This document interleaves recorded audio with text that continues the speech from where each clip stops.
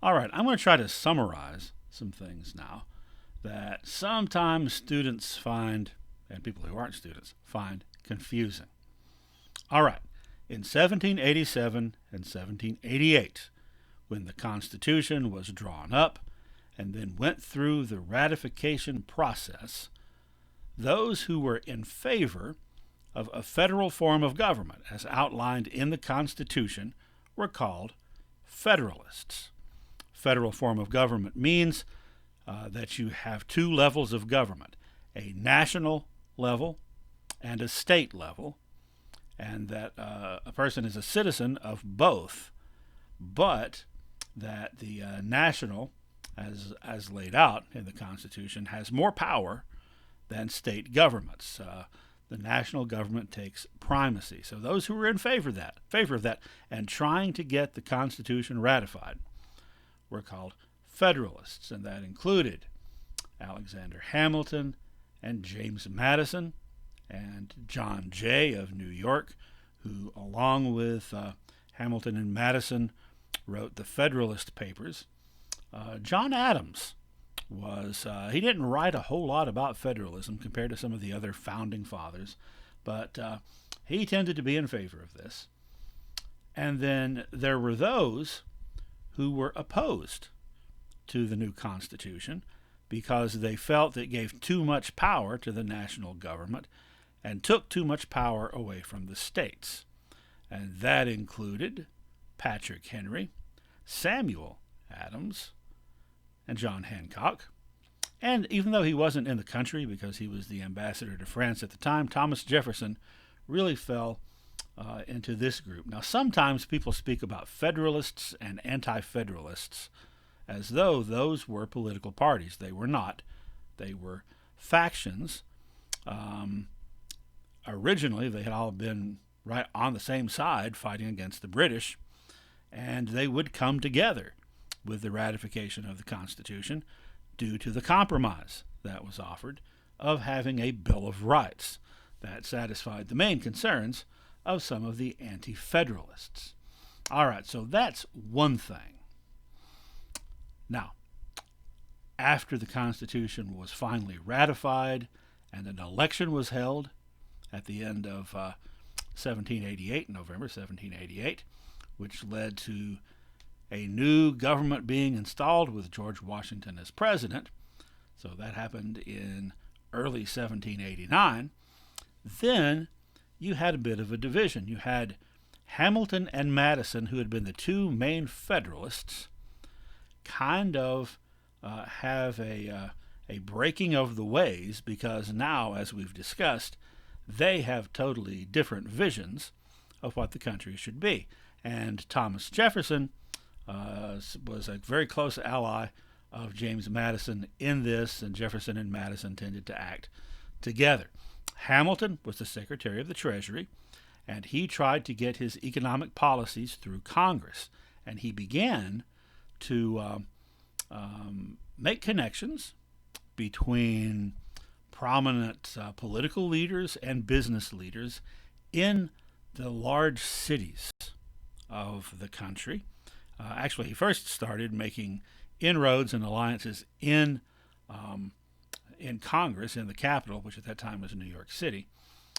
And so he's doing that. James Madison, who is in Congress, in the House of Representatives, is opposing him, as is the Secretary of State, Thomas Jefferson. Now, this, again, leads to some other people being divided, like, for example, the Adams cousins. John Adams tends to side with Alexander Hamilton, who wants to promote business and commerce and manufacturing and have a closer connection with the rest of the world, especially England. And his cousin Samuel Adams, who, if you'll recall, tended to be a little bit more in touch with the common people, you might say, than his cousin John. Samuel Adams tended to side with Jefferson and Madison. Well, we still don't have political parties. We're now talking about the first administration of George Washington, when you've got these factions again developing, and Hamilton's faction is still referred to as Federalists. People begin, however, to refer to the faction led by Jefferson and Madison as Jeffersonians, or Republicans, or Democrats. And the Democrat is usually meant as an insult, small d Democrat, kind of hearkening to what was going on with the, from the point of view of many Federalists, the anarchy going on by mob rule in France. So the common people can get out of hand, in other words. Those would develop into official political parties. So the Federalist Party, founded by Alexander Hamilton, has as its official starting date 1791, as he's beginning to consolidate power, but it still wasn't a party at that time. The Republican Party, sometimes also called the Democratic Republican Party, founded by Madison, with Jefferson really at the top of it, could be said to have been formed in 1792. All of this by the halfway point of Washington's first term, but they were still relatively informal. It wasn't until 1794, late 94, 1795, that they started to basically become political machines across several different states and become very organized. And that was as a result of the controversies around the John Jay Treaty with England and with the Whiskey Rebellion. Now, a word about Thomas Jefferson's party. He referred to it as Republicans. Now, remember what Republican means with a small r. Not just not having a king. It means this idea of having the benefit of the greater good, of the greater number of people in mind, promoting the general welfare and having a sense of civic duty. That's what republicanism is. So they call themselves Republicans. Like I said, Democrat was applied to them as an insult.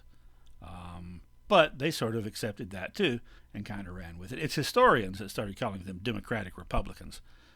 However, eventually, by 1844, they had dropped the Republican part and became the Democratic Party. All right, so this, when we talk about the Republican Party of Thomas Jefferson, that's not the modern-day Republican Party, which was formed around 1850, more than half a century after this. However, the Democratic Party grew directly out of Thomas Jefferson's Republican Party. See, so that's how it can get confusing. And also, it's confusing because there were Federalists who were not a political party, and then Federalists became a political party. So, let's take a look at these two parties and see what set them apart. Now, by the way, you can't really take the Jeffersonian Democratic Republicans on one side and the Federalists on the other side and compare them completely to the modern-day 21st century Democrats and Republicans, because they don't exactly line up. There's a lot of mixture. So not really the same thing, but some similarities. All right, so the Federalists, again, Alexander Hamilton's party, supported the George Washington administration, supported the powers of the president, and favored Hamilton's economic plan, right? His idea to promote business and commerce and have a national bank and all that stuff. They also favored close ties with Britain, but opposed the new French Republic and the French Revolution. Federalists tended to be kind of elitist. They believed that society should be a hierarchy, that people should know their place, and that public office should be reserved for, and this is a quote from one of them, the rich, able, and well-born. So that idea from the colonial period that you had to own a certain amount of land to even be able to vote, that very much was in line with the Federalists. So a little bit snobby, you might say.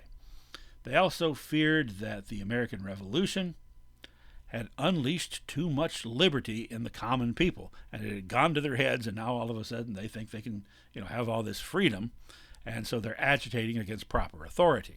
Now, there are a couple of paradoxes here. Number one, it's a paradox that a party that believes public office should only be held by the rich, able, and well-born could have been founded by Alexander Hamilton, who was able, but he was never rich, and he certainly was not well-born.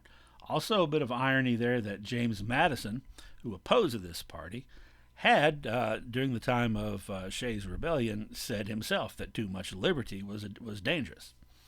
All right, so that's what the Federalists believed. Who were the Federalists? They tended to be politicians from the North, like John Adams and Alexander Hamilton and John Jay. George Washington tended to side with them. Remember, Hamilton was kind of like Washington's golden boy. He tended to side with them, but he never officially joined or never officially called himself one. George Washington was, he was maybe more of a politician than we give him credit for. He was very careful what he said in public about his religion or about being swayed by either of these political parties. But he did definitely favor them and their policies, and he did definitely oppose the other party. Now, this is why, if you go on, these odd things we used to have called encyclopedias, sometimes they would have a list of every president and what their political party was, and you can find this stuff online. Sometimes George Washington is listed as a Federalist, and sometimes he's listed as independent. That's because, for one thing, there was no Federalist Party when he got elected. For another thing, he never joined the Federalist Party, but he did support them. All right, so Northern politicians, prosperous merchants, not surprising, wealthy farmers, especially the wealthier farmers in the North that had the really big commercial farms like the ones in Pennsylvania by this time, and lawyers. A lot of lawyers supported the Federalists. So essentially, when I said earlier, I talked about Hamilton's approach and Jefferson's approach, and I told you who supported each one, it's the same group of people. All right, Democratic Republicans, on the other hand, really led by Thomas Jefferson, founded by James Madison. In a way, you could say led by both of them. They supported the French Revolution. They were against closer ties with England. They were against Alexander Hamilton's economic ideas. They were less elitist than Federalists. They were not afraid of the people as much as the Federalists were. They tended to be very critical of social and economic inequality. And they supported states' rights over the excesses they believed of a strong national government, particularly as Hamilton was approaching it. Instead, they idealized the agrarian ideal, the yeoman farmer, the small independent farm, as being much more important than business interests. Also, Democratic Republicans were strict constructionists of the Constitution, whereas Federalists were loose constructionists of the Constitution. And again, that means a strict constructionist would say the Constitution means exactly what the words say and nothing more, and you cannot have context, you cannot read anything into it. It says what it says, and that's all it says. And in fact, even with what it says, it's what the people meant who said it that counts. All right. So, who were the Republicans? Many of the Republicans were Southerners, like Thomas Jefferson, James Madison, and James Monroe. Now remember, Monroe had also been a close a close associate of George Washington during the war. Also, some northern politicians, like, for example, from New York, George Clinton and Aaron Burr. That's not George Clinton, who's the lead singer of Parliament Funkadelic. It was the earlier George Clinton. And Samuel Adams of Massachusetts. Also tending to be Republicans were farmers, the small independent farmers, not the big commercial farmers in the North. However, there were quite a few wealthy plantation owners in the South who supported the Democratic Republicans. Another group that supported Jefferson's Republicans, urban artisans. In other words, craftsmen. You know, your cabinet makers, your workers. These people were not merchants. They worked with their hands and built things, and they were much, much more likely to be politically radical than the merchants were. They were much, much more likely to sympathize with the French Revolution than the merchants were. All right, so as I said, Democratic, Republican, Democrat was kind of an insult lobbed at them by the Federalists. There were these groups before the formation of the party called Democratic Republican Societies that were basically clubs to promote republicanism that were also opposed to aristocracy and elitism. George Washington said of Democrats in general, and he was talking about those societies, and he was also talking about this new political party. He said, quote, "You could as soon scrub the blackamoor white," that's a black person, "you could as soon scrub the blackamoor white as to change the principles of a professed Democrat, and that he will leave nothing unattempted to overturn the government of this country." So Washington did not think highly of Democrats. And the Republicans, as I said, in 1844 became officially the Democratic Party. By the way, let me just take a moment to point something out. There have, in the last maybe 10 years, there's become this tendency for usually Republicans to call the Democratic Party the Democrat Party. That's not the name of the party. It's the Democratic Party, and the members are Democrats. Democrat Party is kind of an insult that's implying they're not really democratic. I just wanted to put that out there. All right. Well, George Washington's right in the middle of all this. Finally, at the end of his second term, and by the way, he served one term reluctantly, didn't really want to do it, but he was talked into it. The reason he was talked into it is that people like Benjamin Franklin told him that he's the only person that enough people respected that he could hold it all together to form the new government. Well, he was ready at the end of his 4-year term to go back home to Mount Vernon, back into retirement, and he was really looking forward to it. They asked him to run again. He absolutely did not want to. They had to really, really twist his arm to get him to run again. He ran again, and they could not get him to do any more than that. At the end of his second term, he retired, chose not to run for re-election, and went back to Mount Vernon, thereby establishing kind of a precedent and a tradition. The tradition being that president is not a lifetime office. President is, and again, remember Washington was one of that earlier generation of patriots. The office of president was a Republican duty, civic virtue that different people needed to take on, not one person, because it's not a monarchy. We had fought against a monarchy.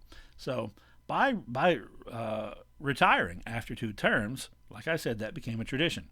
For years and years, for a century and a half actually, after this, any president who was reelected to a second term would not run for a third term. There was no rule against it. But nobody wanted to act like they thought they were better than George Washington.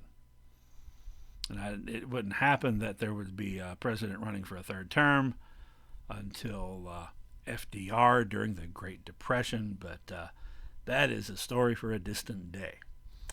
All right, well, George Washington gave a farewell address, and in this address, he warned the country against three things.